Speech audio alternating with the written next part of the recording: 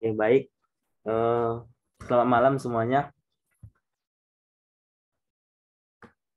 Gimana kabarnya? Baik, Baik ya. Oke. Terus sekarang Kak, oke kita gas ya.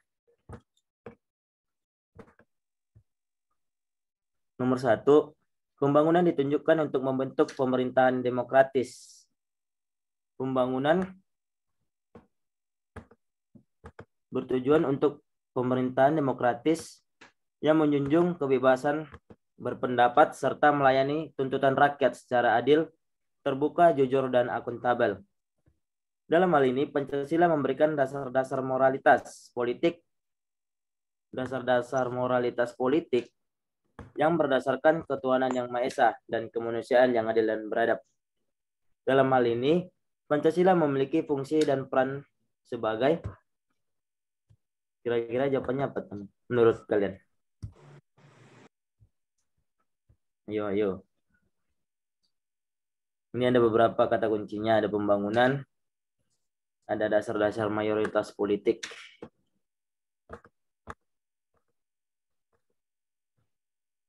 Satu orang jawab A. Yang lain gimana?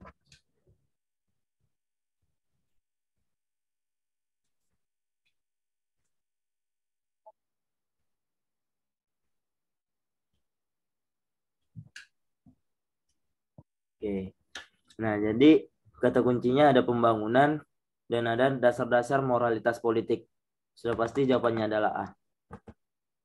Nah, jadi kita eliminasi dari A sampai E. Yang pertama itu pembangunan di bidang politik. Pembangunan ini ditujukan untuk membentuk pemerintahan yang demokratis dan menjunjung tinggi kebebasan berpendapat.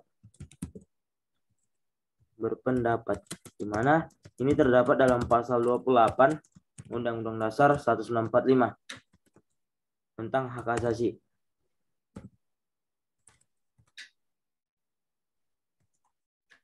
Serta melayani tuntutan rakyat secara adil, terbuka, dan akuntabel. Sedangkan paradigma pembangunan di bidang ekonomi itu dapat dilihat dalam bidang ini pemerintah harus berlandaskan Pancasila, terutama sila kelima, yaitu keadilan bagi seluruh rakyat Indonesia.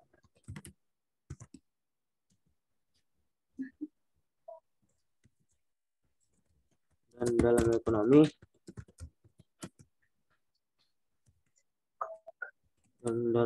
kerakyatan,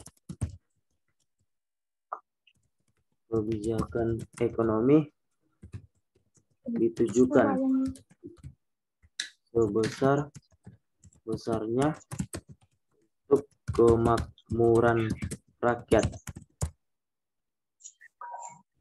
Kalau dalam pembangunan sosial itu bisa disebut dengan sosbud, sama aja sosial sama sosbud. Nah, itu pembangunan ini mampu meningkatkan harkat dan martabat manusia sesuai dengan sila kemanusiaan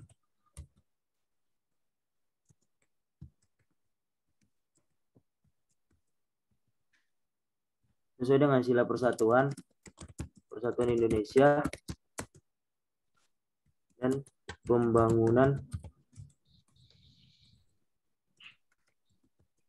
sosial budaya yang dikembangkan atas dasar penghargaan terhadap budaya. Kalau paradigma hukum, salah satu tujuan negara untuk melindungi segenap bangsa Indonesia dan seluruh tumpah darah Indonesia untuk perlindungan hukum kepada semua warga Indonesia tanpa ada diskriminasi atau tindakan semena-mena yang diwujudkan dalam sila-sila dalam Pancasila. Nah, kalau ini gak ada, yang ada itu adalah A sampai D. Kak, tanya Kak, Yuk, ini materinya ini bisa di-share nggak nanti? bisa ya materinya. Ya di Nanti grup. di-share di grup kok. Setelah Iya, pembahasan tenang aja. simbol prabayar.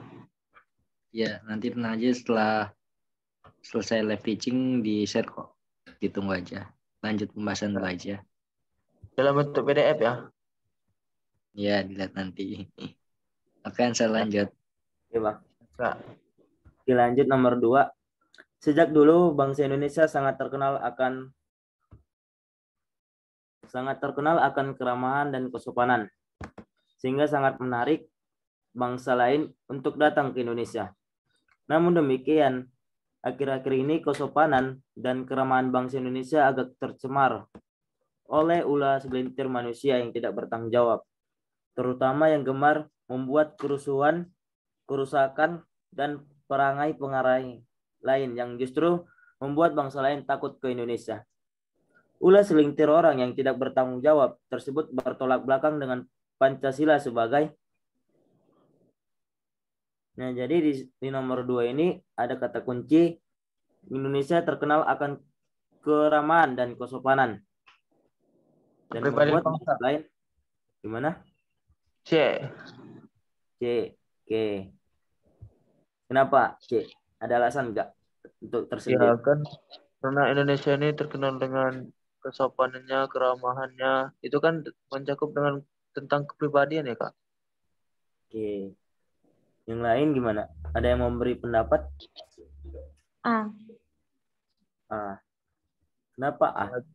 Kan A itu pandangan Kak, untuk apa ya, menyatukan atau gimana gitu. Ya enggak sih?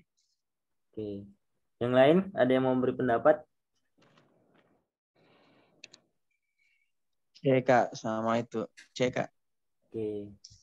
Jadi Sesuai jawabannya dengan ini. Ciri khas sih. siap, benar. Jadi jawabannya Yang adalah kata kunci tadi. kepribadian bangsa Indonesia. Maksudnya ini adalah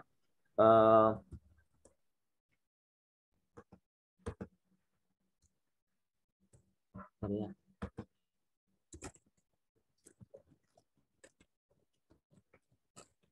Kenapa Kak? Kok gelap? Ya bentar, ada jaringan. Keyboardnya error. Oke, bentar ya.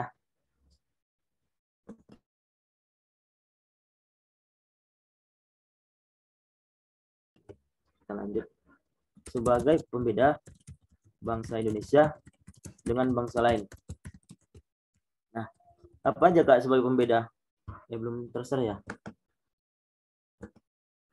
Masih gelap Ansel. Masih loading. Gelap. Jaringan aman kan? Jaringan aman, Bang.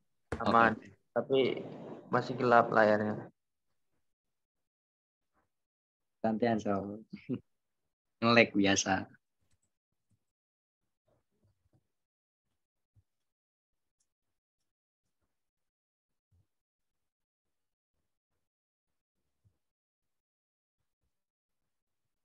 Kok loadingnya lama ya Ansel? Iya, Bang.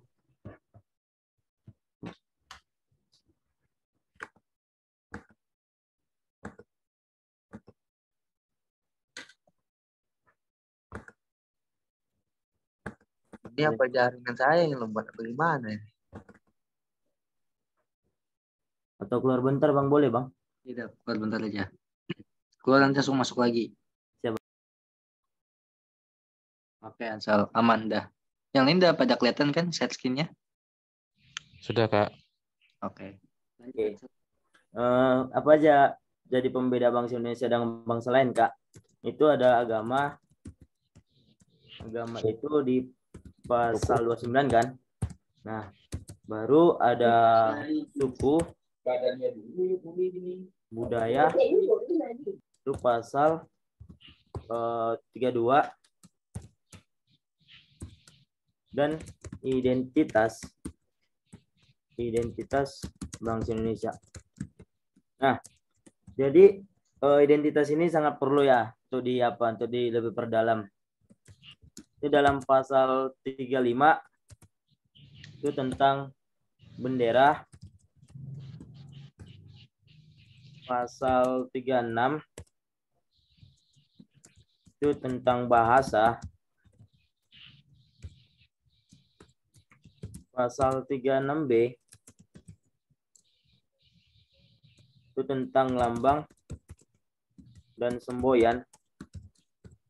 Dan pasal 36C itu tentang lagu kebangsaan. Nah, ada lagi enggak, Kak? Ada pasal 18 Undang-Undang Dasar 1945. Itu Indonesia terdiri atas provinsi, kota, daerah, provinsi, kota, kabupaten yang dipimpin oleh pemimpin daerah masing-masing dan langsung dipilih oleh rakyatnya. Pasal 1 ayat 3, Indonesia adalah negara hukum. Dan pasal 25, Indonesia bercirikan wawasan Nusantara. Nah, ini perlu diingat beberapa identitas negara atau menjadi pembeda antara bangsa Indonesia dengan bangsa lain.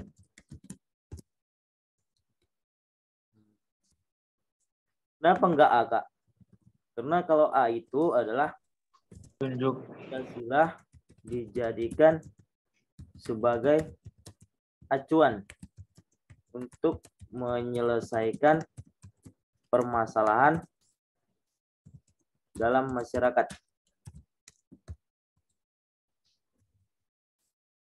Kalau dalam moral pembangunan itu adalah Pancasila dijadikan tolak ukur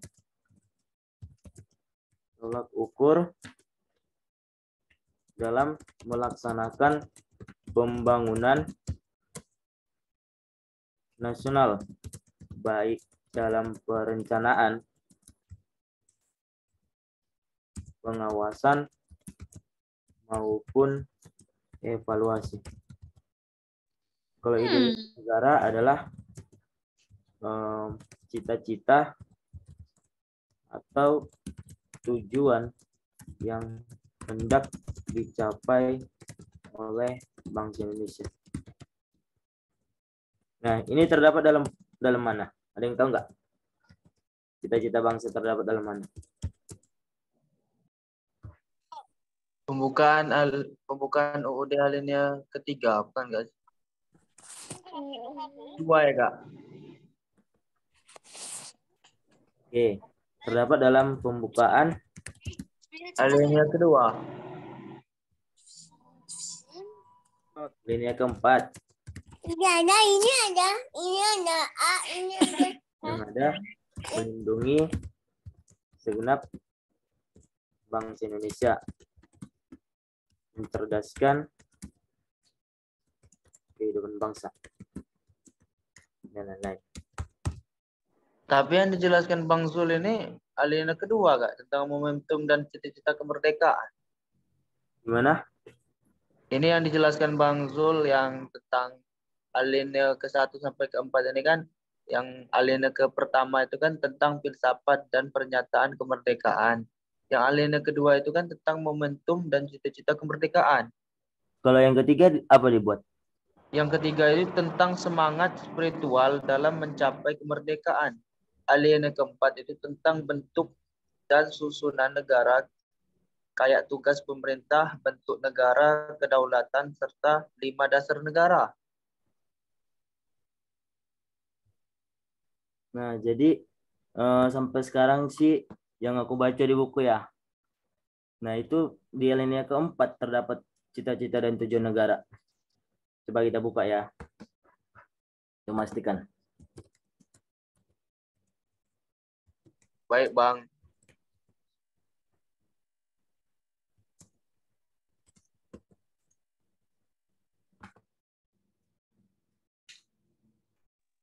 Terus ini yang Kalau- benar gimana, Kalau Bang? ya bisa Bang dijelasin alinea pertama sampai keempat biar dicatat, biar sebagai Oke. acuan untuk belajar. Bentar ya.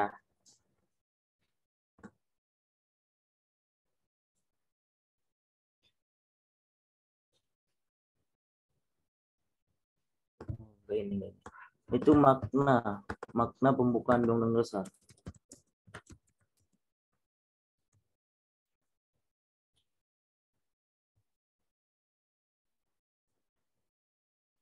Ini kok brand nih.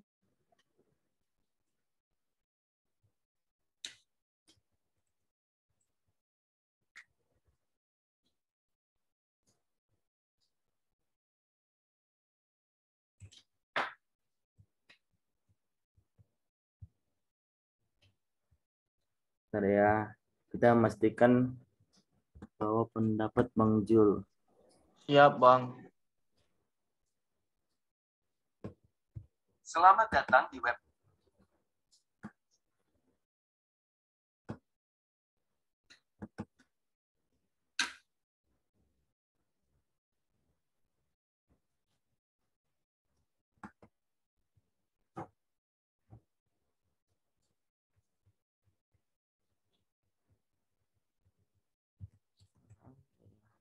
Frekuensi.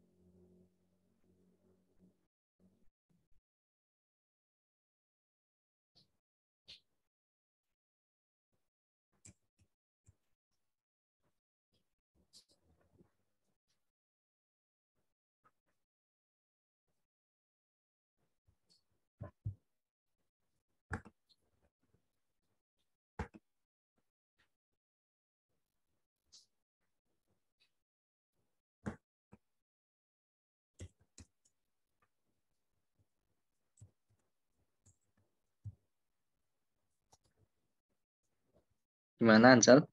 Bentar ya, Bang. Untuk memastikan, Bang, soalnya Oke. bertentangan juga. Nah, nih. Bahwa sesungguhnya kemerdekaan itu ialah hak segala bangsa dan oleh sebab itu maka penjajahan harus dihapuskan. Makna alinea pertama dibagi menjadi 2 bagian, yaitu aspirasi bangsa Indonesia sendiri untuk bisa bebas dan lepas dari penjajahan. Sementara objektif berarti pernyataan penjajahan di atas dunia harus dihapuskan karena bertentangan dengan HAM. Nah, tadi ada yang minta ya dibuat ke PDF ya. Di-search-in aja, Ansel. Dikirim, Aja. Bang, ya, yang alinea 1 sampai 4 yang benarnya di grup. Oke.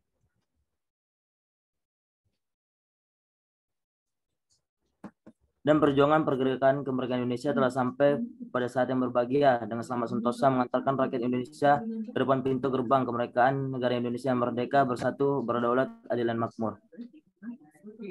Cita-cita proklamasi kemerdekaan. Nah, ini tentang cita-cita proklamasi kemerdekaan. Nominasi keempat. Nah ini.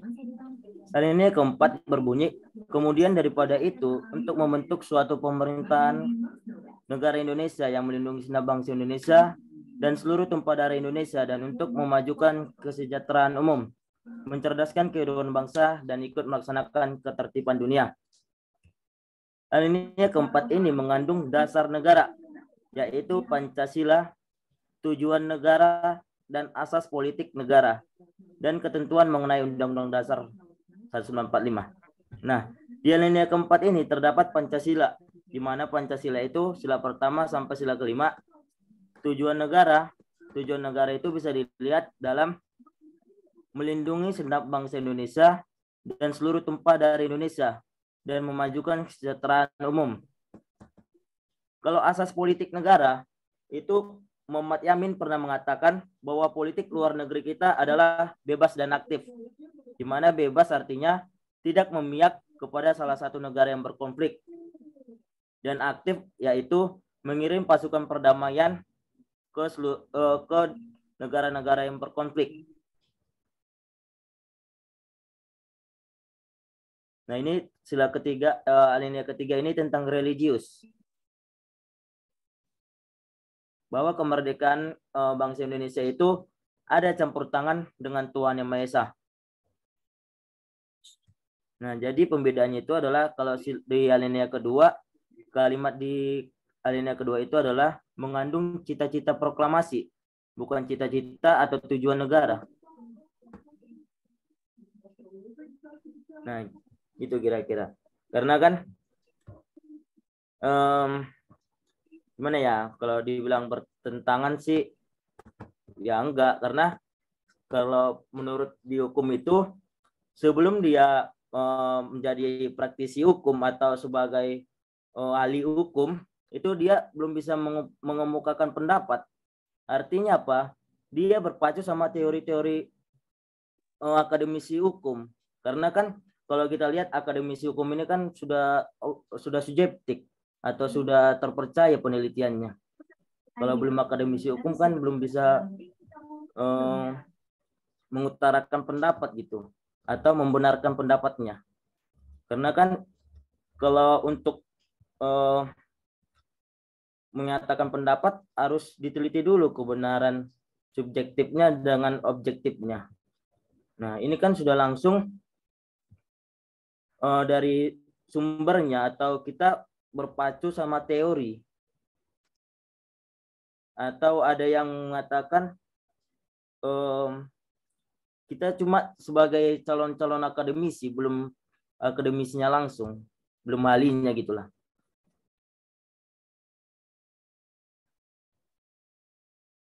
Nah, benar kan? Aku bukan menyalahkan Bang Jul sih, cuman kan kita kan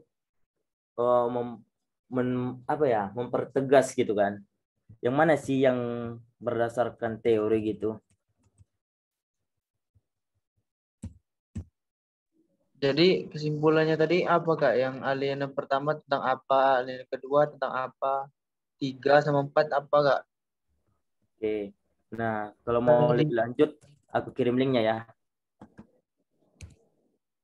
Nah, di Enggak link, Kak, soalnya di apa Kak?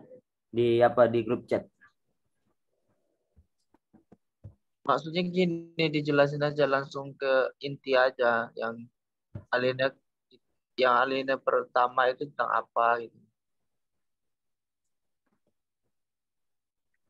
Bisa nggak Kak? Oke, bentar ya.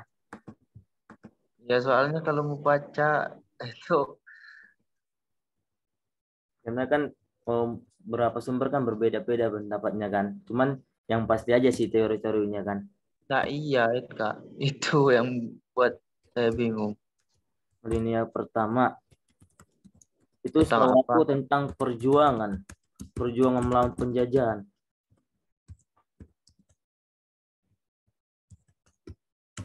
Baru alinea kedua itu setahu aku ya, kalau nggak salah pernah sih aku buat materi TWK. Alinea kedua itu tentang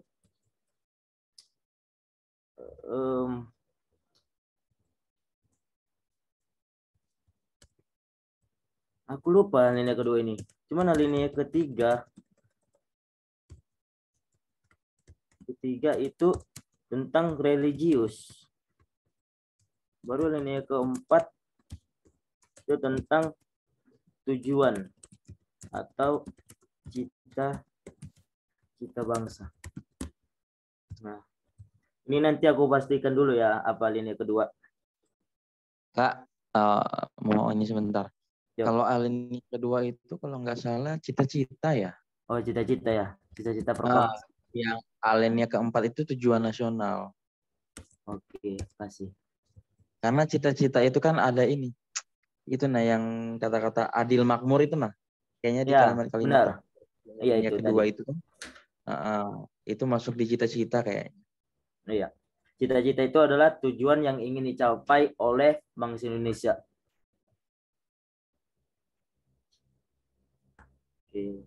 Gimana, ada yang mau ditanyakan lagi atau yang mau dikonsultasikan atau didiskusikan?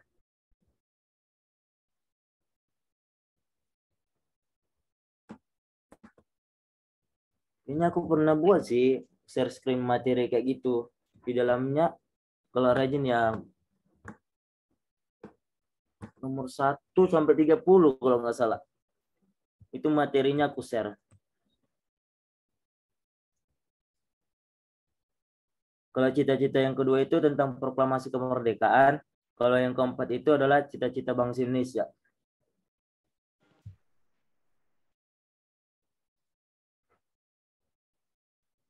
Apa yang kedua tadi Kak? Bedanya? Kalau yang kedua itu adalah cita-cita proklamasi kemerdekaan. Kalau yang keempat adalah cita-cita atau tujuan yang hendak dicapai oleh bangsa Indonesia.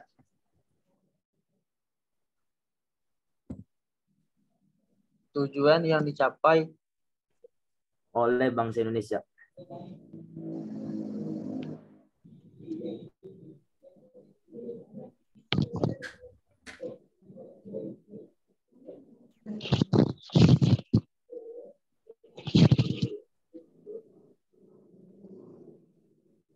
Jadi sebenarnya ya bukan aku menyalahkan Bang Jul sih, karena kan semua orang kan berbeda pendapat, dan aku juga nggak sosok idealis atau sosok yang membenarkan pemikiranku sendiri. Tapi kalau kita belum menjadi ahli hukum atau ahli akademisi gitu kan, atau guru besar di dalam sebuah universitas, itu belum bisa kita mengungkapkan pendapat kita atau membenarkan pendapat kita.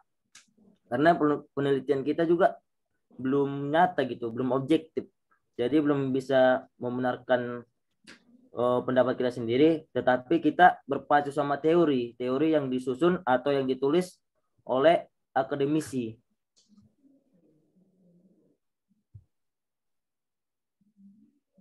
Nah, gimana kira-kira? Lanjut nggak? Atau ada yang mau ditanyakan? Mungkin tambahan aja, balik lagi ke pembuat soal. Mungkin Nah, yang tahu jawaban itu kan si pembuat soal tersebut gitu. Jadi mungkin ada maksud tersendiri gitu kan. Kalau Bang Zul mungkin ada perbedaan pendapat dengan Ansel karena Bang Zul punya soal sendiri, Ansel juga punya soal sendiri gitu. Jadi maksudnya mungkin yang ditanyakan itu ada perbedaan gitu. Seperti itu. Jadi mungkin ada perbedaan pendapat karena ada juga makna pertanyaan sendiri yang ditanyakan gitu. Masing-masing punya tujuan pertanyaan sendiri gitu. Jadi beda pembuat soal, beda pembahasannya seperti itu.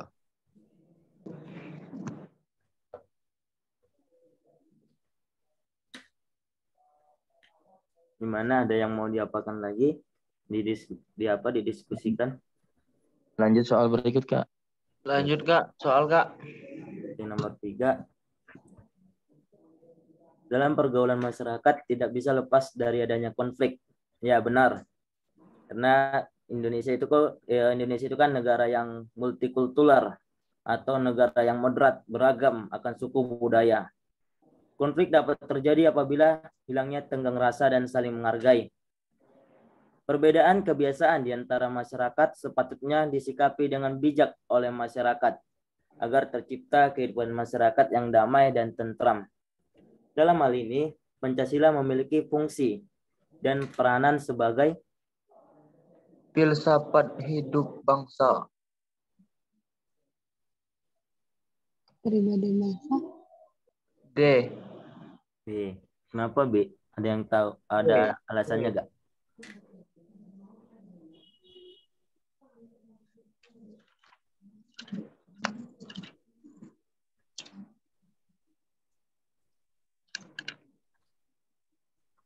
Aku tadi jawab yang moral sih, tapi salah kayaknya. Moral pembangunan. Iya. Oke. Jadi falsafah hidup bangsa Indonesia adalah, oh ya, jadi jawabannya adalah D. Kenapa D, Kak? Apa emang itu falsafah gitu kan? Nah, jadi falsafah hidup bangsa Indonesia adalah Pancasila menjadi inti semangat bersama dari keluarga, dari berbagai moral yang secara nyata terdapat di Indonesia, seperti di tanah air terdapat beberapa ajaran moral sesuai dengan agama dan kepercayaan. Ada bahasa sederhananya enggak, Kak? Ada. Jadi falsafah hidup bangsa Indonesia adalah Pancasila sudah diakui kebenarannya oleh bangsa Indonesia. Nah, cita-cita itu kan tadi aku bilang tujuan atau keinginan bangsa Indonesia yang hendak dicapai.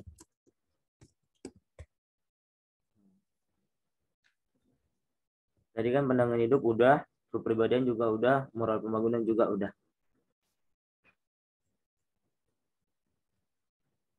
Oke, lanjut nomor 4. Sistem hukum nasional merupakan hukum yang berlaku di Indonesia dengan semua elemen yang saling menunjang satu dengan yang lain, dalam rangka mengantisipasi dan mengatasi permasalahan yang timbul dalam kehidupan berbangsa, bernegara, dan bermasyarakat yang berdasarkan Pancasila dan Undang-Undang Dasar 1945. Hal ini Pancasila berkedudukan sebagai Sumber dari segala sumber hukum. Oke, ada yang menjawab C. Yang lain gimana? Charlie. C, Kak. Oke, benar ya C ya. Nah, jadi sekedar untuk menambah wawasan, sistem hukum di Indonesia terdapat dalam dalam Undang-Undang Nomor 12 Tahun 2011 tentang tata urutan peraturan perundang-undangan. Nah, yang pertama itu atau yang paling utama adalah Undang-Undang Dasar 1945. Yang kedua itu adalah TAP MPR. Yang ketiga itu adalah Undang-Undang atau Perpu, Peraturan Perundang-undangan. Yang 4 itu PP, Peraturan Pemerintah. Yang kelima itu Perpres, Peraturan Presiden. Yang keenam itu adalah Perprov atau Perda. Nah, Perda ini dibagi menjadi 3, yaitu Perprov, Peraturan Provinsi, Peraturan Kota, Peraturan Kabupaten. Nah, kenapa dibagi lagi, Kak? Karena ada asas otonomi daerah dan asas tugas pembantuan. Nah, otonomi daerah itu daerah terdapat dalam pasal 18 Undang-Undang Dasar 1945. Nah, asas otonomi daerah itu terbagi menjadi 3. Yang pertama adalah desentralisasi, dekonsentralisasi, sama asas tugas pembantuan. Desen itu artinya pelimpahan wewenang dari pemerintah pusat ke kota, kabupaten, dan provinsi. Kalau dekon itu pelimpahan wewenang dari pemerintah pusat ke pemerintah provinsi sebagai perwakilan dari pemerintah pusat. Nah, jadi contohnya itu adalah gubernur, baru pemprov gitu kan, kalau dekon. Kalau asas tugas pembantuan itu terdapat dalam pasal 8C Undang-Undang Dasar 1945. Apabila presiden dan wakil presiden berhenti sebelum masa jabatan, maka digantikan oleh Mendagri, Menlu, atau Menteri Luar Negeri, dan Menteri Pertahanan atau Menhan. Nah, jadi ada 3 asas otonomi daerah. Nah, jadi asas otonomi daerah ini dipakai pada saat Presiden Habibie. Dimana sebelumnya itu kan kita pakai sentralisasi atau dalam kurung terpusat. Terpusat artinya apa, Kak? Semua kekayaan daerah disetor dulu kepada pemerintah pusat, lalu pemerintah pusat mengirimkan balik itu ke daerah masing-masing. Nah, ini kita contohkan dengan GAM. Kenapa GAM itu terjadi? Karena GAM itu kaya akan minyak kan. Nah, jadi kita misalkan GAM itu mendapat penghasilan 18 juta. Disetor tuh ke pemerintah pusat. Dan pemerintah pusat mengembalikan 9 juta. Otomatis nggak terima dong rakyat Aceh. Nah, makanya rakyat Aceh marah dan terjadi benturan senjata. Nah, untuk menyelesaikannya itu salah satunya adalah karena terjadinya tsunami ya di Aceh ya 2004. Nah, terjadi tsunami, otomatis kekuatan rakyat Aceh itu menurun dan melemah. Nah, maka terjadi perundingan antara rakyat Aceh atau Provinsi Aceh dengan pemerintah pusat. Dengan apa, Kak? Dengan didirikannya partai politik sesuai dengan provinsi. Misalnya partai politik Aceh gitu. Ada beberapa atau Aceh itu diberikan keistimewaan untuk mendirikan partai politik yang bernama provinsinya atau provinsi Aceh. Nah, kenapa, Kak, terjadi itu? Karena kalau kita bilangkan perwakilan dari pemerintah atau dari provinsi kita, otomatis kan perwakilan itu harus pintar berpolitik, harus pintar berdiplomasi. Nah, makanya didirikanlah partai politik untuk menampung atau sebagai penyalur aspirasi rakyat Aceh ke pemerintah pusat. Gimana baiknya gitu. Nah, makanya kalau kalian tertarik dengan politik, itu bisa dicek partai politik mana sih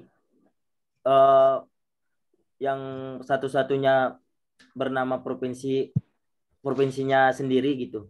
Pasti rakyat provinsi Aceh atau partai politik Aceh.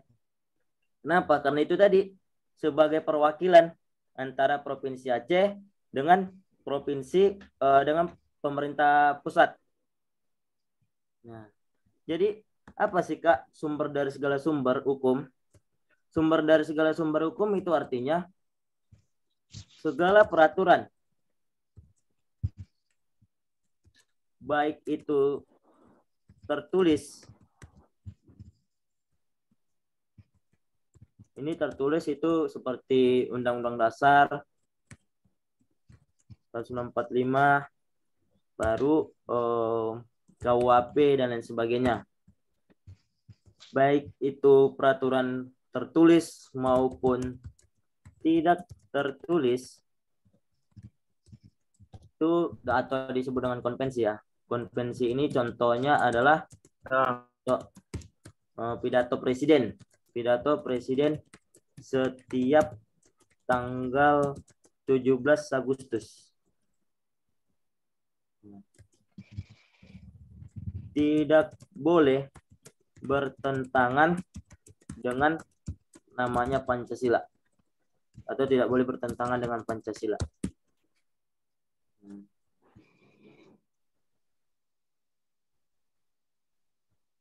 Oke, gimana? Ada nggak mau ditanyakan? Oh, otsus itu beda lagi, guys. Jadi otsus itu otonomi khusus di mana terdiri atas 5 kalau nggak salah ya. Itu DKI, baru Papua, baru Jakarta, baru Lampung sama Aceh. Nah, jadi bisa di cross check ya. Tujuan dikasih otsus itu adalah kepada provinsi yang tertinggal gitu. Setahu aku sesuai dengan yang aku baca buku ya. Nah, dikasih kepada provinsi yang tertinggal seperti Papua. Nah, ada juga dikasih karena ada atau karena pendapat daerahnya itu tinggi. Makanya dikasih otsus atau otonomi khusus. Gimana, ada nggak mau ditanyakan? Nah, itu. Kalau karena daerah kerajaan atau daerah keraton, makanya bilang DIY ya, Daerah Istimewa Yogyakarta.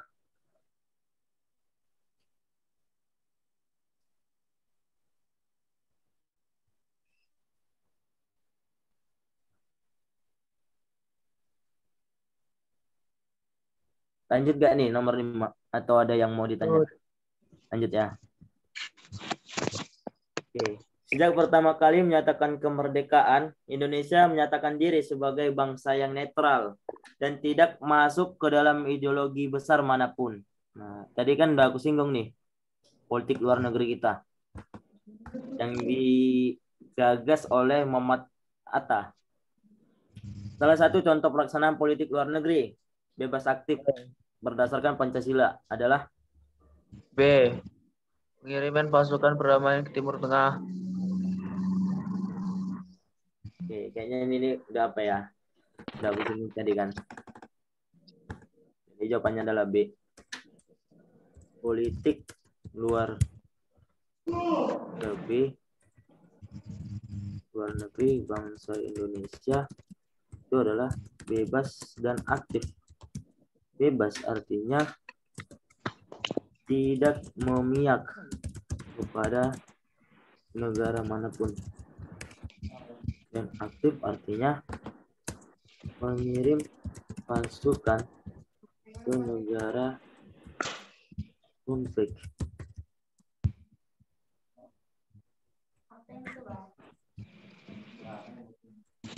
Oke, lanjut nomor 6. Hasil kerjasama antar negara dan hubungan antar sesama negara anggota ASEAN adalah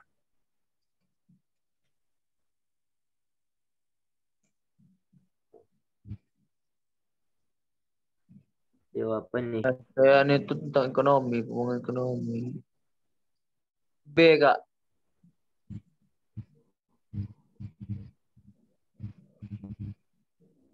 Oke, jadi jawabannya adalah B, benar. Iya kan? Ya benar, strategi mantap. Iya, soalnya ASEAN itu kan pembangunan ekonomi. Pembahasan yang kuat ya nomor 6.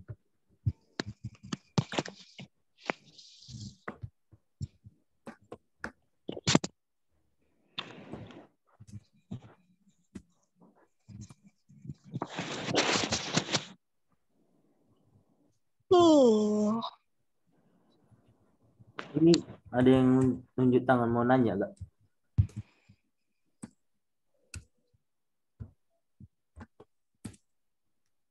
Aku yang mau nanya, Kak. Yuk, kenapa? Pasal-pasal yang FR itu apa, Kak? Yang sering keluar pas Oh, iya. KD itu apa aja, Kak? Sesuai dengan apa ya? Sesuai yang aku dapat ya. Itu pasalnya pasal 28. Itu jangan dilupakan karena itu tentang hak kita. Karena hak kita 28-nya A sampai semua, apa? iya, semua semuanya? tentang iya semua dihafal. Kemudian dengan kebebasan berekspresi dan lain sebagainya. Itu wajib dihafal tentang hak. Nah, kalau tentang kewajiban kita itu kan pasal 23. Itu tentang pajak. Pajak adalah iuran wajib yang harus dibayar oleh masyarakat kepada negara. Dengan syarat negara tidak langsung membalas budi dari pajak tersebut. Baru identitas negara yang aku share tadi. Pasal 35. 35, 36. Oh ya, tadi 36 dulu ya. Ya, entar. Salah. Tadi 36 dulu. Baru 36A, baru 36B. 36A, baru 36B. Karena 36C itu diatur lebih lanjut dengan undang-undang.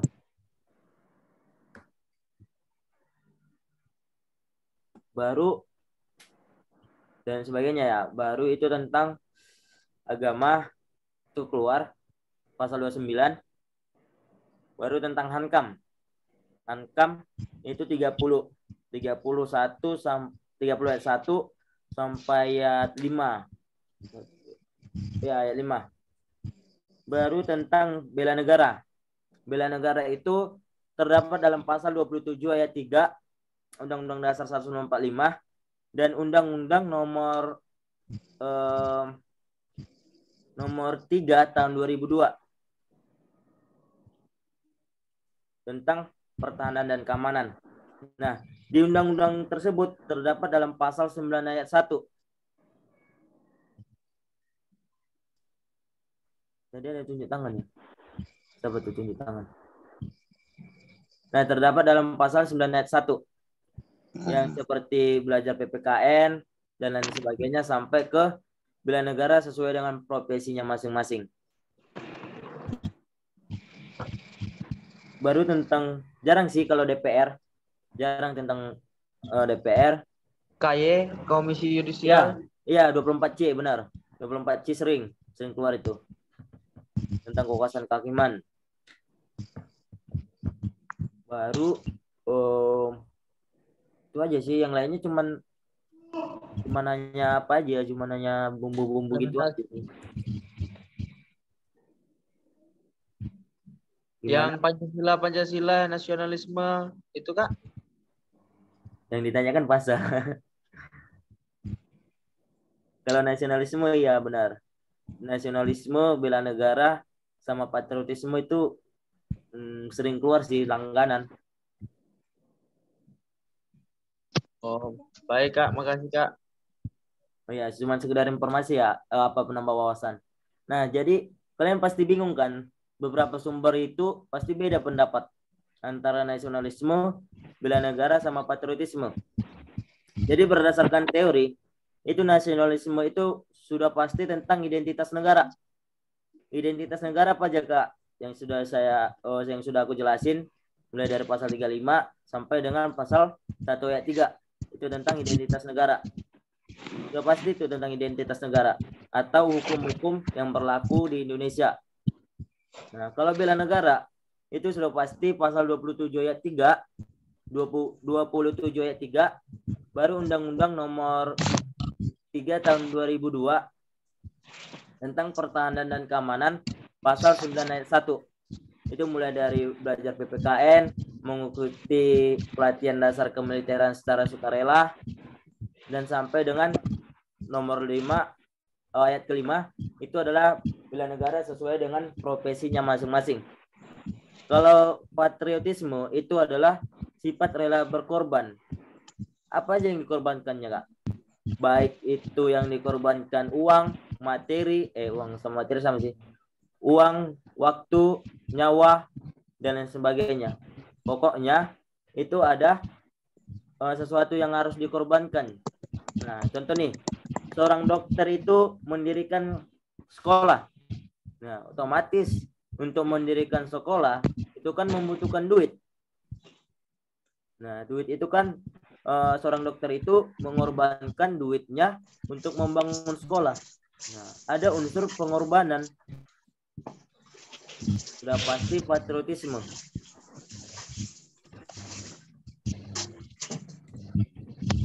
Itu sih kalau langganan sih, kalau pasal-pasalnya. Kak, mau tanya, Kak. Yuk. Misalnya seorang perawat ini ya, seorang perawat. Nah, Tapi di luar kerjanya dia gitu kan. Ada orang yang sakit misalnya tetangga lah gitu kan. Tapi kan di luar jam kerjanya dia. Itu termasuk patriotisme ya? oh, dia di luar jam dia ya? Ya, di luar jam dia, misal tengah malam tiba-tiba tetangga ada yang sakit. Terus dia datang nolongin gitu kan.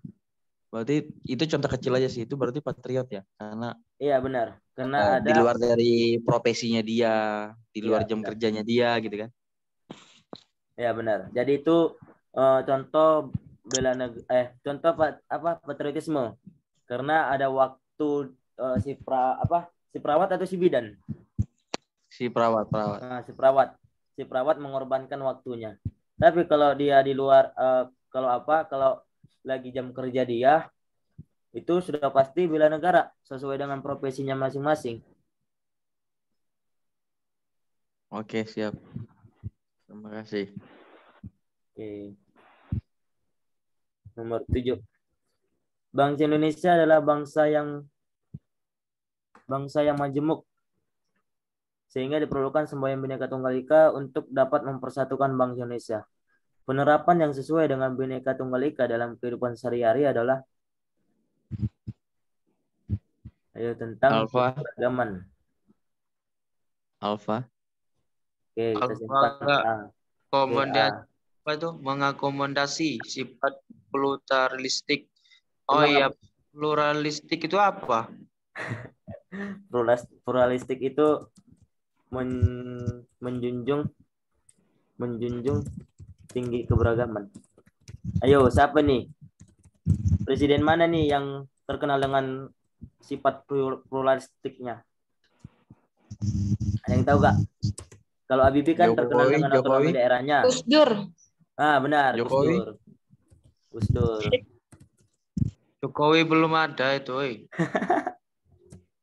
Gus Dur atau Abdul Abdurrahman Wahid. Oi, Bu Mega ini. Aduh.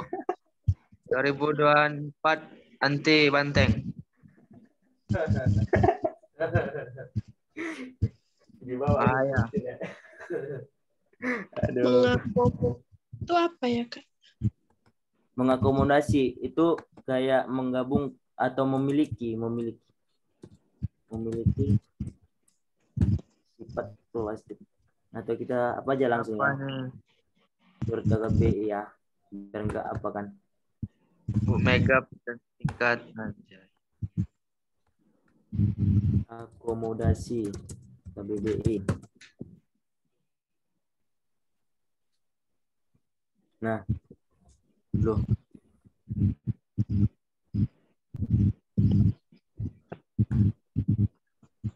Oh, kayak memfasilitasi gak sih? Atau menjunjung gitu atau menghargai sesuatu yang disediakan atau menginap. Iya, masuk memfasilitasi itu kayak. Ya, memfasilitasi. Aduh nih, admin sore digitalnya apa nih? Awas.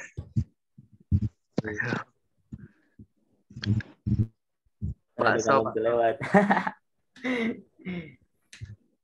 Jangan ntar apa ini? Antan. Sukuisme itu adalah menganggap bahwa sukunya adalah yang paling baik dan suku lain lemah. Ini apa ya? Rasa kemanusiaan gak sih kalau menurut kalian? Ini juga rasa kemanusiaan. Iya, sila kedua. Ya, sila kedua. Menerapkan sikap elitis dan individualisme. Nah, ini pasti larinya ke apa sih? Ke idealis atau bersifat dengan eksklusif. Sedangkan Pancasila mengajarkan kita harus bersikap inklusif, menghargai pendapat orang lain, bukan menganggap pendapat kita yang paling benar. Nah, jadi kayaknya ada yang mau tanyakan. Apa tuh?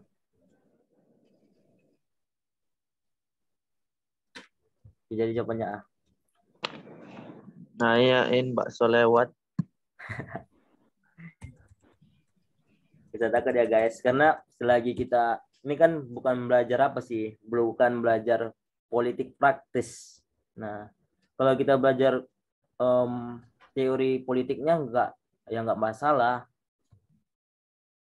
Cuman kita dilarang untuk belajar politik praktis karena politik praktis itu didapatkan pada saat kita masuk ke partai politik. Nah, sedangkan di perguruan tinggi itu diajarkan untuk mempelajari materi politik atau materinya doang, bukan praktisinya.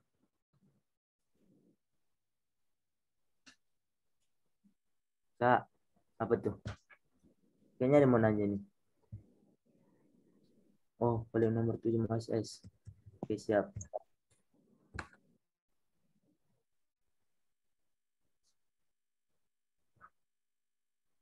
Udah kah? Oke, tahan. Oke. Nanti dikirim ya Kak, jangan lupa. Oke, siap. Lanjut nomor 8. Aspek Trigatra wawasan Nusantara yang tepat adalah ya nomor 8 nih apa nih?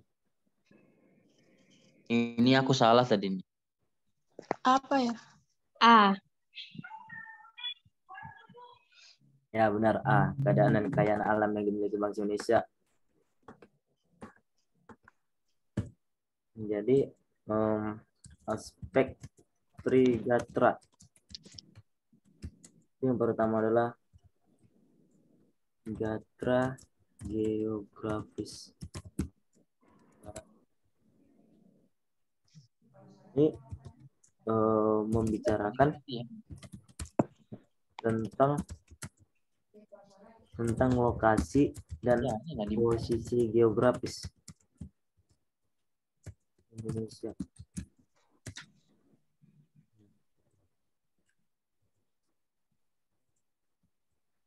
Baru itu B. Ya, ini ada apa sih? Ada 3 itu. Baru yang B-nya itu tentang Gatra keadaan. Ini benar-benar ini nomor 2 nih. Nomor 2. Gatra keadaan dan kekayaan alam. Nah, ini terdiri dari sumber dan potensi alam yang terdapat di ruang angkasa atau antara.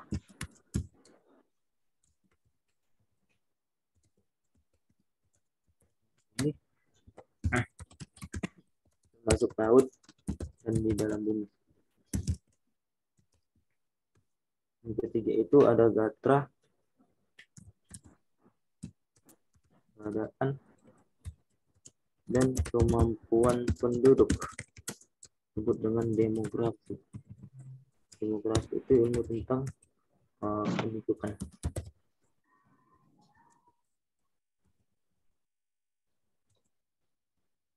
Nah, ini aspek ini berpengaruh pada ketahanan nasional.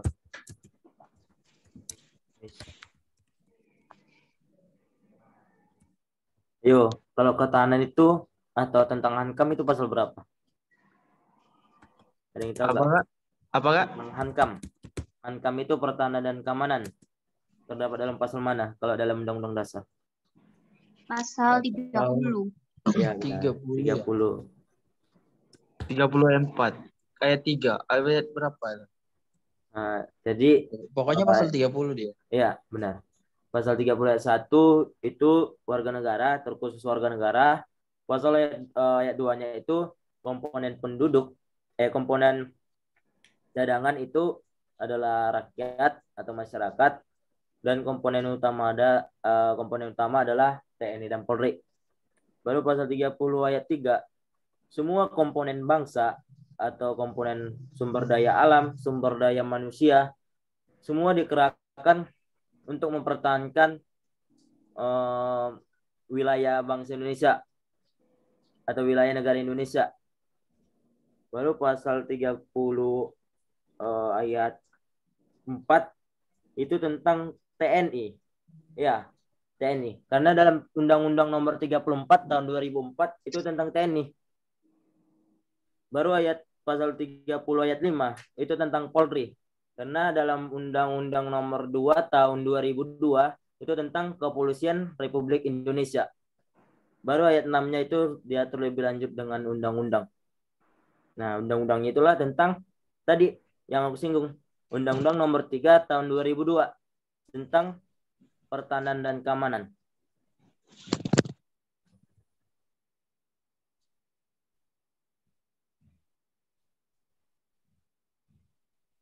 Oke, lanjut. Oh iya, ada yang mau ditanyakan nggak? Atau lanjut?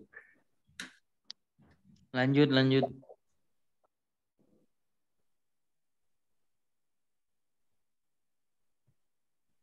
Oke, nomor 9. Contoh sikap positif warga negara terhadap pokok pikiran kedua Undang-Undang Dasar 1945. Bravo. Oke, ada yang jawab B.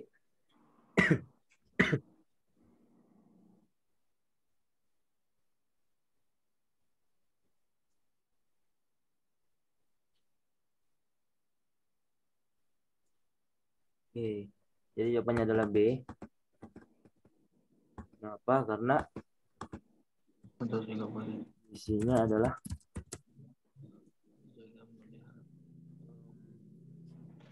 negara dapat mewujudkan keadilan sosial bagi seluruh rakyat Indonesia. Ini merupakan pokok pikiran keadilan sosial dan hendak diwujudkan oleh negara bagi seluruh rakyat Indonesia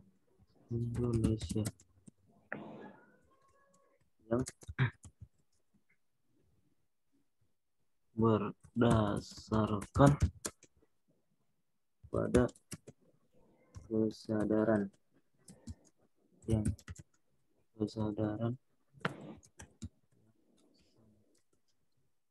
untuk mewujudkan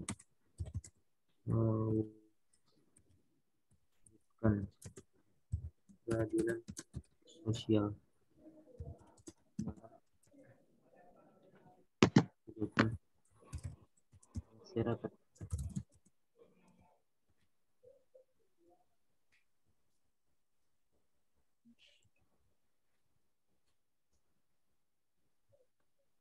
Oke, lanjut nomor 10. Penempatan Perpu atau peraturan perundang-undangan dalam lembaran negara RI atau dalam berita negara RI untuk diketahui publik atau masyarakat disebut tahap Pembahasan dan pengesahan. Pengundangan Delta. Oke. Kayaknya ini gak paling ditekankan sih karena ini udah materi khusus untuk hukum. Cuman ya apa-apa sih. Untuk menambah wawasan aja ya. Oke.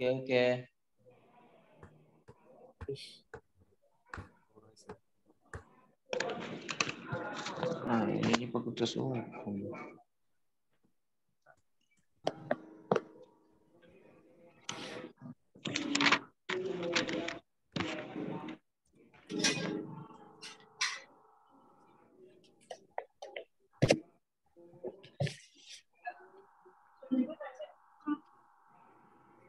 Jadi jawabannya adalah pengundangan.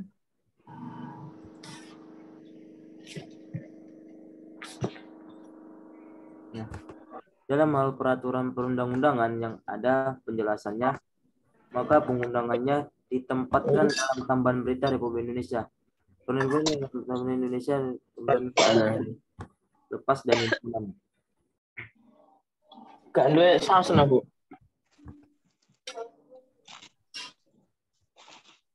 Oke, lanjut nomor 11. ABC lah apa namanya? Oh iya, nomor 9 ya. Sorry. Nah, ini dia. Oke, ini nomor 9-nya. 1, 2, 3. Oke, nomor 10, Kak. Udah panjang dia.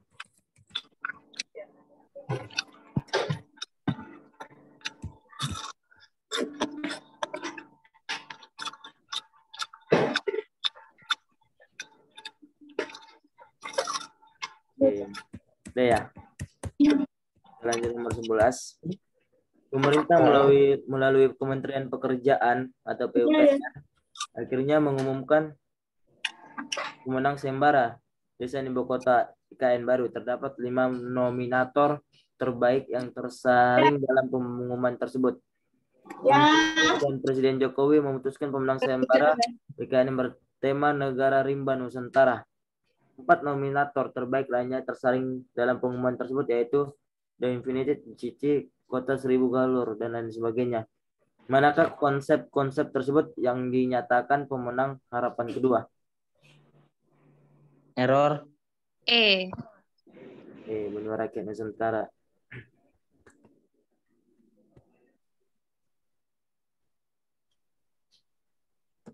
Ini udah ada pembahasannya.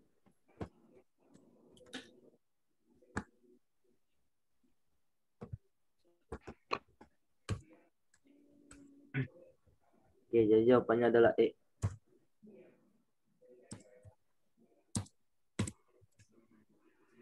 Lanjut nomor 12. Negara kita telah memproduksi berbagai jenis barang yang pemasarannya tidak hanya di dalam negeri, tetapi juga di luar negeri. Tentang kualitasnya pun tidak diragukan lagi. Corak dan warnanya sesuai dengan mode mutakhir, serta harganya bersaing. Sesuai dengan semua ini dilakukan agar masyarakat menyukai produksi dalam negeri. Mencintai produk dalam negeri, itu termasuk nasionalisme, bela negara, patriotisme, atau cinta tanah air. Cinta tanah air. Tanah air. Oke. Benar ya, cinta tanah air ya. Oke, jadi jawabannya. Ini jawabannya apa? Menurut kalian? Charlie. Oke, barang dalam negeri, kualitas luar negeri. Ini kayak kalimat apa sih? Kayak eksposisi enggak, apa ya, kalimat yang menarik untuk dibeli barangnya. Itu kan lupa aku kalimat apa dalam Indonesia. Kalimat eksposisi, deskripsi, persuasif, ya, membujuk, persuasif. Nah, ya benar, persuasif. Kalimat membujuk. Ini tentang bahasa Indonesia sih. Oke, nomor 13. Dengan adanya globalisasi, maka dunia terasa lebih kecil jika dibandingkan dengan keadaan yang sebenarnya. Dahulu sejauh mata memandang, dunia dibatasi oleh batasan-batasan yang membatasi wilayah antar negara yang mendiaminya. Akan tetapi, sekarang hal tersebut sudah tidak berlaku lagi. Bahkan di zaman sekarang, kita sudah merasakan apa itu globalisasi, di mana perkembangan teknologi informasi yang semakin meningkat menjadi media utama bagi proses globalisasi tersebut. Sebagai dampak positif adanya globalisasi dengan perkembangan ekonomi di Indonesia, ditandai dengan B. Semakin mudahnya arus produksi dan distribusi barang.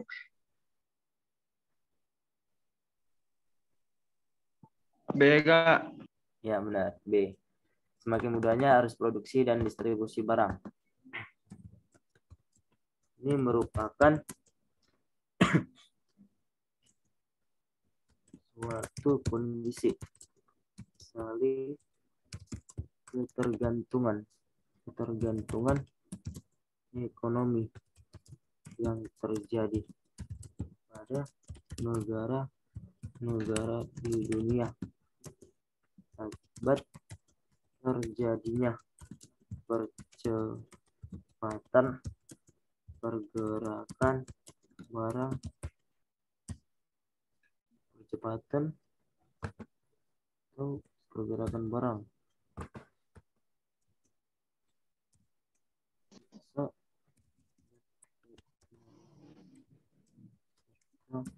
Mudah.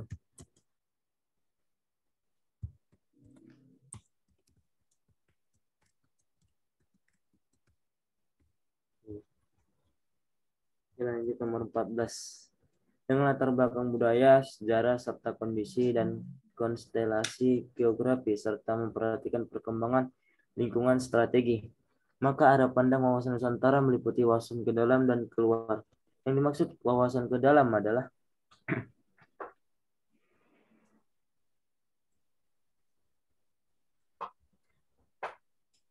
apa nih?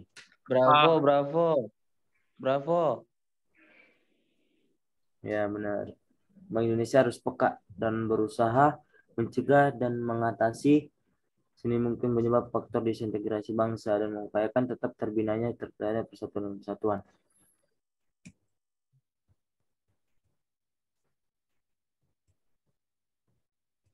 Ini sampai jam berapa, Kak?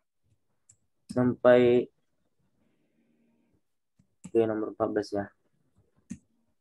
Sampai nomor 15 sih. Bentar, Kak, saya SS dulu 14.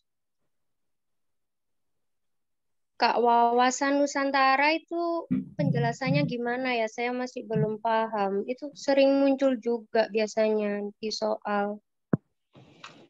Wawasan Nusantara.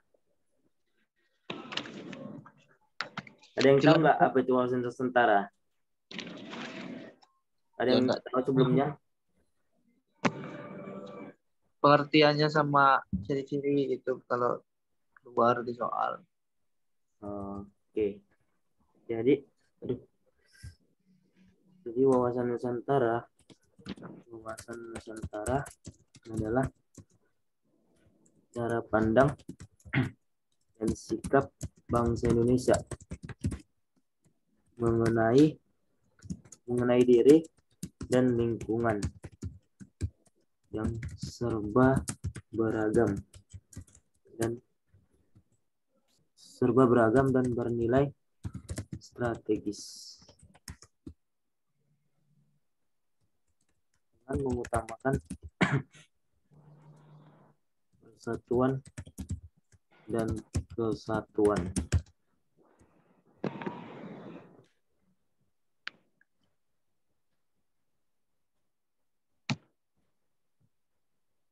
Yes. Mau di SS pembahasannya? Iya. SS dulu. SS aja.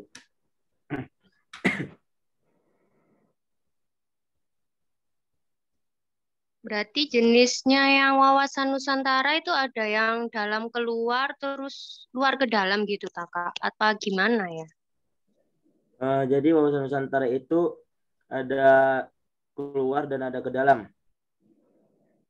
Ya, yang contoh keluar sama ke dalamnya apa, Kak? Tolong dijelasin, Kak. Oke. Contoh yang keluar atau ke dalam?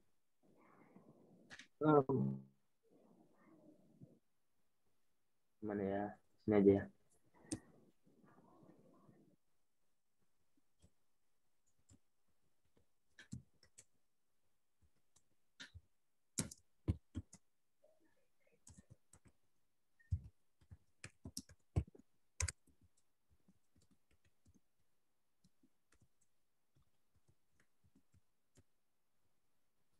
Dalam segenap aspek kehidupan bangsa, baik aspek alamiah maupun aspek sosial.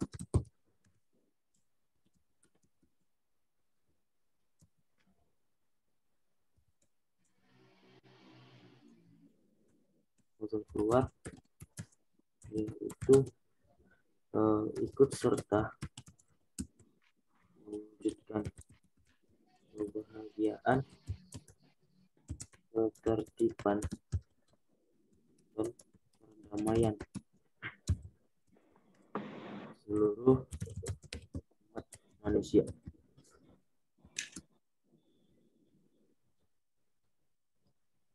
Jadi kalau ke dalam itu ada kata kunci kesatuan, mewujudkan kesatuan. Kalau keluar itu adalah mewujudkan kebahagiaan, ketertiban, dan perdamaian. Beda nggak kata-katanya? Beda. Nah, jadi Trigatra itu termasuk wawasan Nusantara. Karena kalau kalian pernah baca, itu ada Trigatra dan Pancagatra. Trigatra itu yang udah kita bahas tadi. Jadi kalau Pancagatra itu kan ada 5. Panca kan ada 5. Jadi Pancagatra ini, konsep Pancagatra adalah memahami wawasan Nusantara menjadi 5, yaitu ideologi, politik, ekonomi, sosial, dan sosial budaya, dan hankam. Udah betul saja nih. Pertahanan dan keamanan.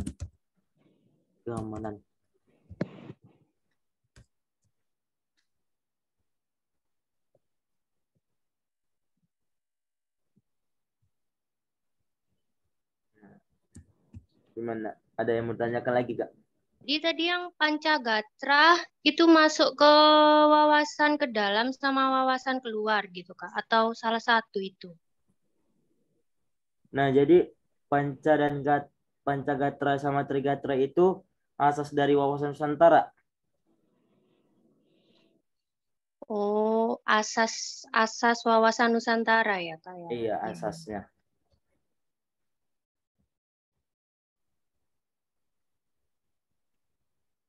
Kak, apa bedanya wawasan Nusantara dengan wawasan nasional? Wawasan nasional atau wawasan kebangsaan nih? Ada juga wawasan kebangsaan. Kadang-kadang ada di option itu wawasan Nusantara, wawasan nasional gitu, wawasan kebangsaan gitu. Apa bedanya? Jelasin nggak? Dari mana dulu? Wawasan nasional atau wawasan kebangsaan? Dari wawasan kebangsaan. Wawasan kebangsaan.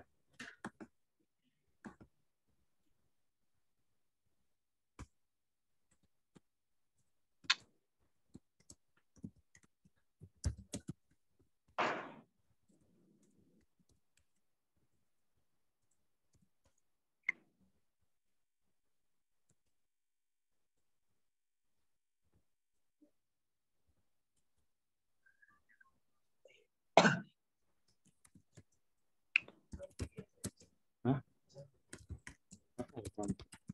Apa ya?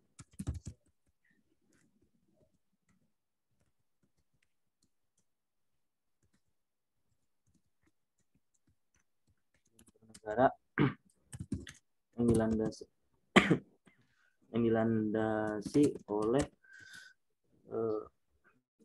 oleh jati diri bangsa dan persatuan terhadap sistem nasional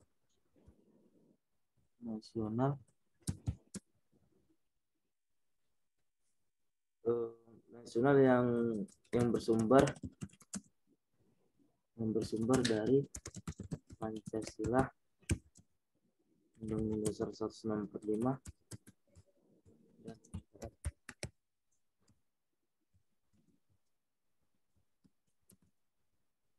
wawasan Nusantara. Berapa lagi tadi? Wawasan nasional ya? Iya, Kak.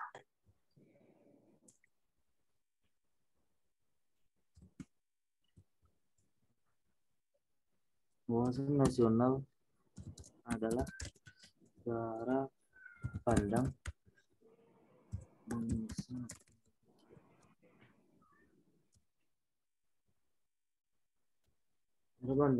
wawasan Tuh ya, nasional terus. Lupa nggak wawasan nasional.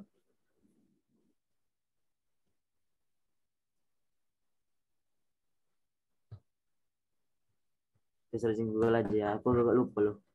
Wawasan Nusantara. Wawasan Nusantara. Wawasan Nusantara, wawasan nasional.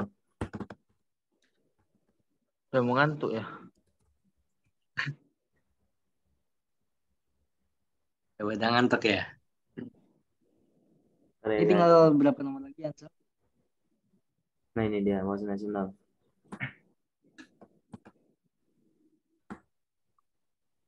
Kalian aktif kali ya karena mendekati tes-tes itu kan. Siap. Sekarang nomor berapa Ansel? Gimana bang? Nomor berapa sekarang? 14 ya? Iya bang. Tinggal ini bang pengertian wawasan nasional. Oke. Tolong Kak, apain dulu nasional nih Kak. Oke. Sekilas aja Ansel, singkat aja karena udah malam juga. Mungkin nanti bisa buat lain waktu gitu. Mungkin nanti biar abang adakan lagi live teaching TWK-nya tentang wawasan kebangsaan di lain waktu mungkin. Ini ya. Wawasan nasional adalah cara pandang suatu bangsa dalam kehidupan masyarakat,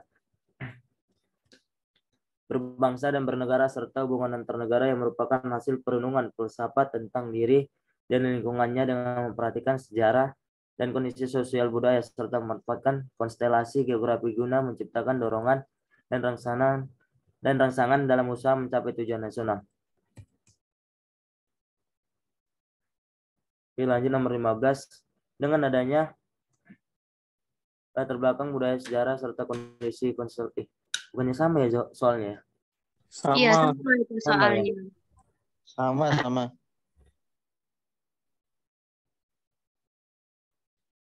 Kita ganti soal baru aja gimana? Boleh Bang. Boleh bang? Boleh. Oke, ntar ya. Aku bongkar dulu soal-soal.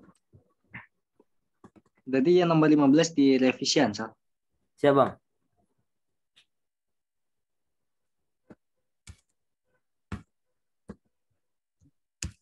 Oke ini.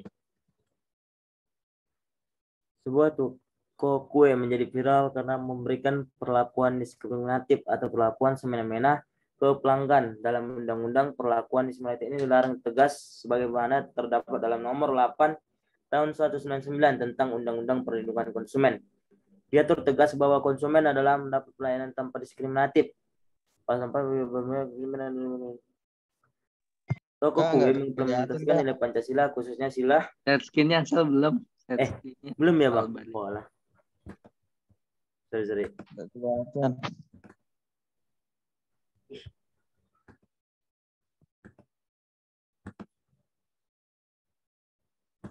Nah ini dia.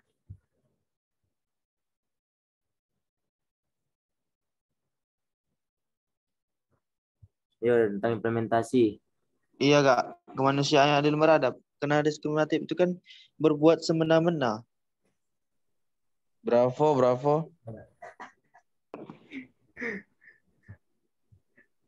Ada yang lain jawabannya?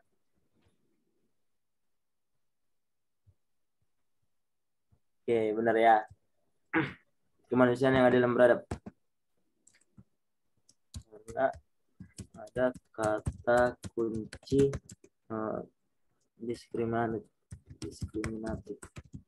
atau perbuatan yang semena-mena.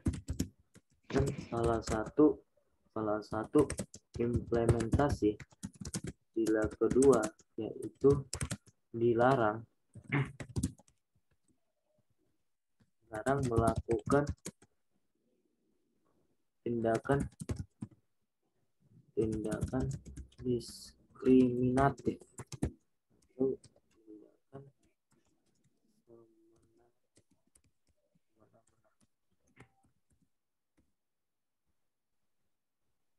Jadi jawabannya adalah B. Oke, siap.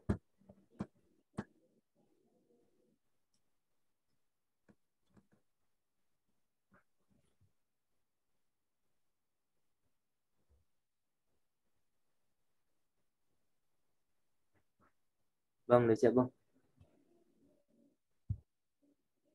Udah selesai?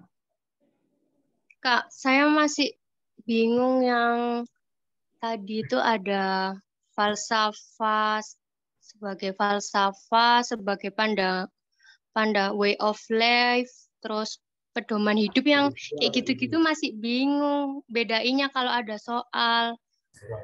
Kata kuncinya gitu apa ya Kak? Misal sebagai pandangan hidup, kepribadian bangsa yang nomor 1 sampai nomor 3 kalau nggak salah yang tadi. Nomor 1 sampai nomor 3. Iya, Oke, kata kuncinya ya. Oke, aku kasih kata kuncinya ya. iya Kak. Yang pertama itu sebagai dasar negara. 1, Pancasila sebagai, ini bahasa sederhananya aja ya, dasar negara. Pancasila sebagai pelaksanaan dalam menggerakkan roda pemerintahan oleh pemerintah. Yang kedua itu Pancasila sebagai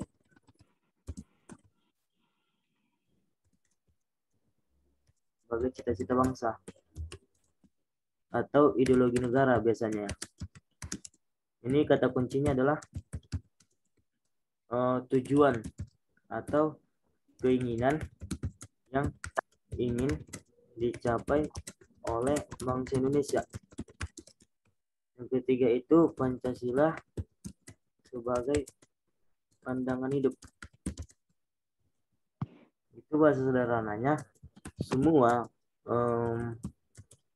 nilai Pancasila harus diterapkan dalam kehidupan sehari-hari.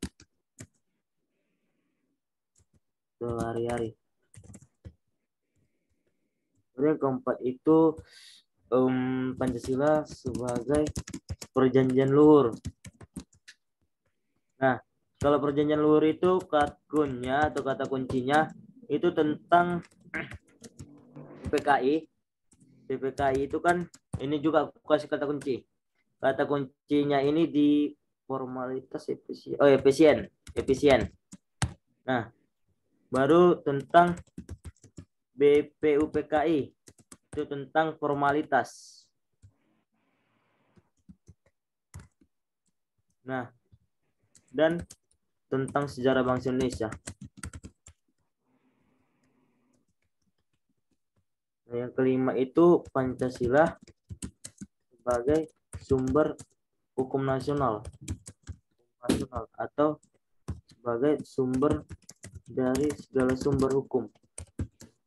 Nah, ini adalah segala peraturan baik itu tertulis maupun tidak tertulis tidak boleh bertentangan dengan Pancasila. Baru way of life sebagai pandangan hidup ya. Iya. Oh iya ya.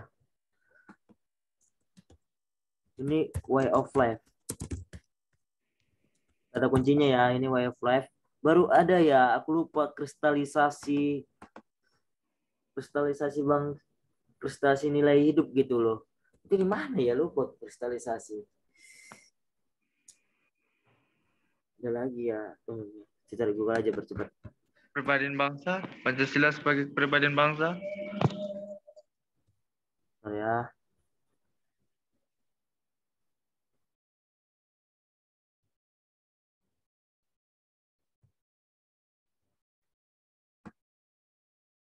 Nah ini dia.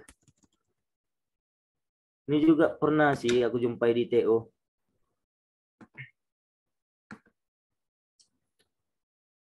Nomor 6.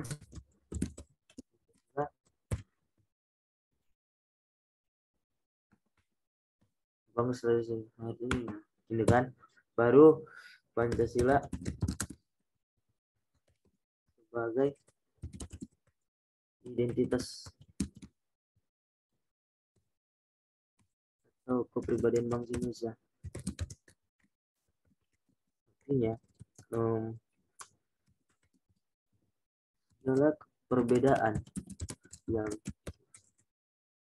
dimiliki oleh bangsa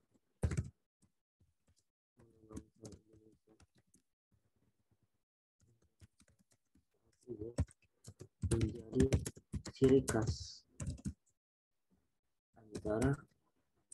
khas bagi bangsa Indonesia yang tidak dimiliki oleh bangsa lain. Ini sudah termasuk beberapa pasal-pasal identitas negara. Pasal berapa aja Kak? Itu tadi pasal 36, pasal 35 sampai dengan pasal 25 ya. 25 Undang-Undang Dasar 45. Tadi udah hapus tahu. Nah, ini dia 7. Oke. Oh ya Bang, sekali lagi Bang. Ini efisien, ini formalitas, baru Pancasila sebagai formalis. Formalis itu asal mulanya Pancasila. Nah, jadi Pancasila ini bukan keinginan dari atau bukan dari pemikiran Soekarno, melainkan digali dari kepribadian bangsa Indonesia. Jadi kata kuncinya Pancasila sebagai nilai materialis itu adalah bagaimana sih awal mulanya Pancasila. Nah, yang keempat itu, yang terakhir itu adalah nilai finalis. Nilai finalis itu adalah awalnya Pancasila sebagai calon dasar negara disahkan menjadi dasar negara melalui sidang PPKI yang pertama pada tanggal 18 Agustus 1945. Oke, gitu kira-kira. Ada nggak mau tanyakan lagi? Kalau nggak ada, silakan. Yang materialis tadi kenapa Bang? Kalau materialis itu awal mulanya Pancasila, itu kata kuncinya. Bagaimana sih awal mulanya Pancasila? Jadi sedikit aku jelasin. Awal mulanya Pancasila itu bukan dari pemikiran bangsa, bukan dari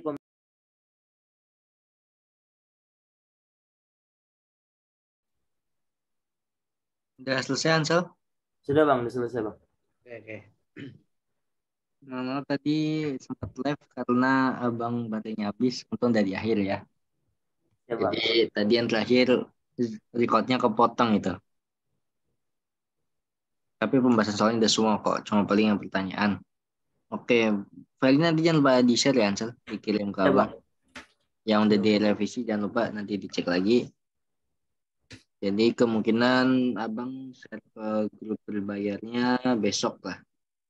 Sama recordnya juga paling hari Minggu baru bisa. Sabtu karena full pada Zoom, ada TOEFL sama ada TWK juga dari, ada Tio dari Bang Zul.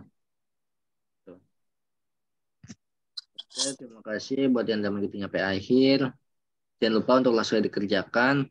Sama kalau buat yang belum daftar ke paket bimbel premiumnya, jangan lupa daftar.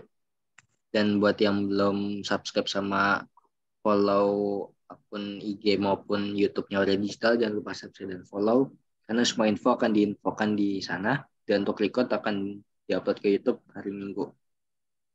Ya, terima kasih semuanya. Mohon maaf apabila ada kekurangan. Wabillahi taufiq wal hidayah. Wassalamualaikum warahmatullahi wabarakatuh. Oke.